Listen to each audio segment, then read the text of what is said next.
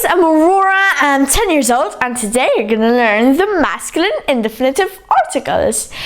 The masculine indefinitive article is used with the singular words only, and we use un or uno. We're gonna see together how to use them and when to use them.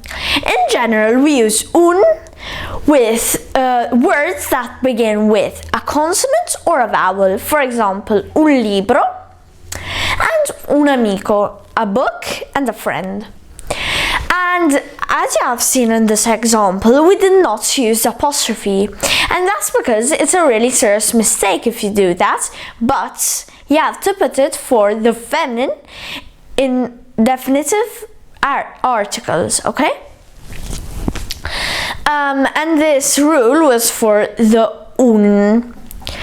With the words that begin with S plus a consonant, and a consonant is every letter of the alphabet which is not A, E, I, O, U. So S plus a consonant, Z, G, N, P, S, and X, we use uno. For example, uno zio, an uncle, uno gnomo, a gnome, uno xilofono, a xylophone, okay?